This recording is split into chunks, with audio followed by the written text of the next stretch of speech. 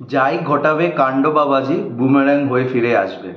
যখন এই গানটা বেরিয়েছিল আমি একবারও ভাবিনি যে এই ফিল্মটার কনসেপ্টটা এই কথার পরিপ্রেক্ষিতেই তৈরি হয়েছে। Hello friends, welcome to my channel সুপ্রকিবাণী।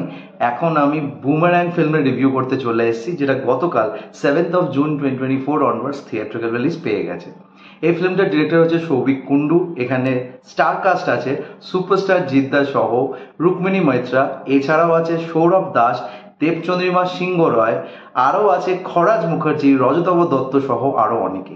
তো কেমন লাগলো এই ফিল্মটা, এই সব কিছু নিয়ে তোমার সাথে শেয়ার করবো। So why are we waiting for, let's start with the video.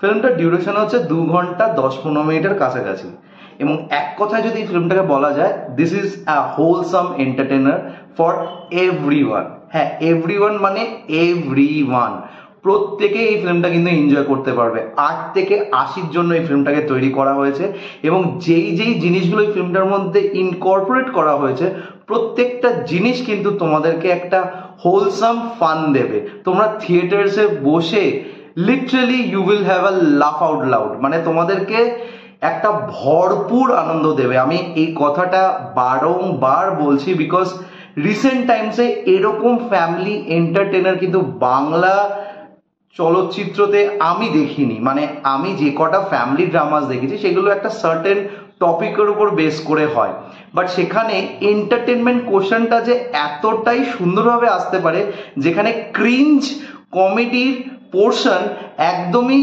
Intellectual ওয়েতে প্রেজেন্ট করা হয়েছে। মানে এখানে যে কমেডি লাইন্সগুলো বা যেই কমিক পোর্শনসগুলোকে দেখানো হয়েছে বা স্টেজ করানো হয়েছে, সেগুলো কিন্তু অবশ্যই প্রত্যেকটাই তোমাদেরকে একটা আলাদাই অনুভূতি দেবে, এবং সেটা ক্রেডিট যায় পুরোপুরি পারফরমেন্সেসের উপর, because each and every one has done a swell job in this film.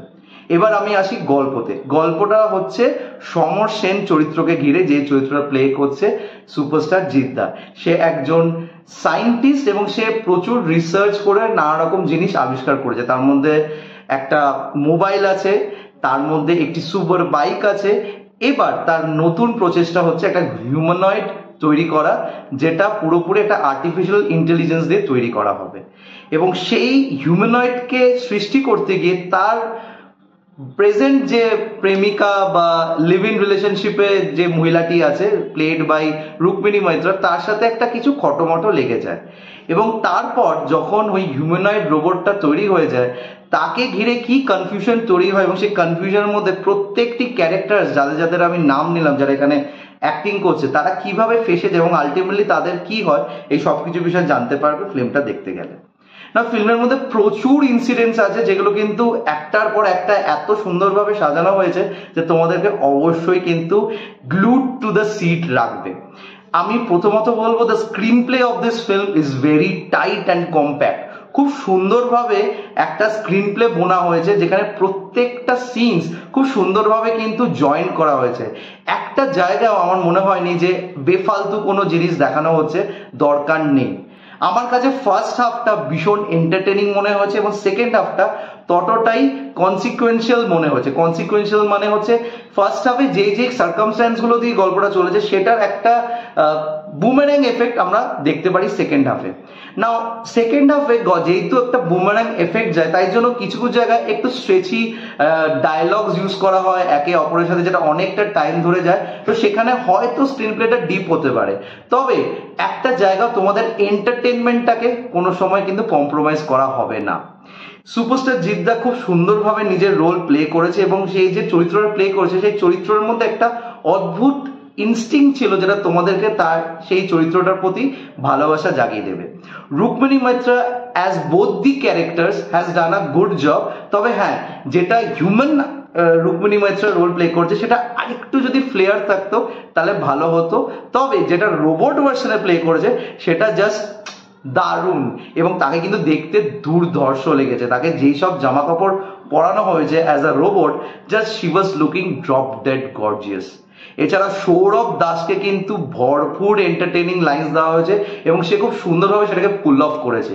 Debchandrima সিংহ রয়ের সাথে তার একটা সিন আছে পার্কের মধ্যে, পুরো ওই চাং সিনটা জাস্ট লাফ আউট লাউড, মানে তোমরা মজা পেয়ে যাবে ওই সিনটা দেখতে গিয়ে। এখানে আদার্স যারা আছে, রজতাভ দত্ত, খরাজ মুখার্জি, একটু ছোট্ট পোর্শনে আছে অম্বরীশ ভট্টাচার্য, এছাড়া একটি কাজের মেয়ের রোল প্লে করেছে চৈত্রের নাম বৈশাখী, আমি ক্যারেক্টার মানে অ্যাক্টারের নাম জানি না, সেও কিন্তু বেশ ভালো অভিনয় করেছে। এছাড়া আদার্স যারা আছে প্রত্যেকেই নিজের নিজের জায়গায় খুব সুন্দরভাবে রোল প্লে করেছে। গানগুলো ঠিকঠাক ভাবে ইউজ করা হয়েছে, তবে অদ্বিতীয়া গানটা আমার সবথেকে বেশি ভালো লেগেছে এই ফিল্মের মধ্যে। তো আমার মনে হয় এই ফিল্মটা ইজ আ কমপ্লিট প্যাকেজ এবং এটা হলে গিয়ে দেখার মতোই ফিল্ম। এই ফিল্মের মধ্যে যা যা সিজিআই বা ভিএফএক্স ইউজ করা হয়েছে সেটা বাংলা ফিল্মের তুলনায় যথেষ্ট ভালো এবং আমার কিন্তু বেশ মজাই লেগেছে। তো this film is something to look out for in the theatres. And আমি যখন ট্রেলার রিয়াকশন করেছিলাম আমি বলেছিলাম যে এটার মধ্যে হিন্দি ফিল্মসের অনেক ছোঁয়া পাচ্ছি, হয়তো কনসেপচুয়াল ওয়াইজ ছোঁয়া পাচ্ছি, তবে স্টোরি এবং যেই সেই জিনিসপত্রগুলো এখানে দেখানো হয়েছে সেটা কিন্তু একদম নিজস্বতা, এর সাথে কিন্তু কোনোভাবে কোনো ফিল্মসের তুলনা করা যাবে না। এটা কিন্তু একটা মানে ডিসক্লেমার আমি দিয়ে দিলাম। তো তোমরা যারা যারা ফিল্মটা দেখেছো প্লিজ কমেন্ট করে জানিও তোমাদের কেমন লেগেছে, এবং আমার যদি রিভিউটা ভালো লেগে থাকে don't forget to like, share and subscribe my channel. আমার সাথে জুড়ে থাকার জন্য আমাকে ইনস্টাগ্রামে ফলো করতে হবে। ইনস্টাগ্রাম হ্যান্ডেল হলো supro09bit2। I repeat, supro09bit2। Till then, stay tuned.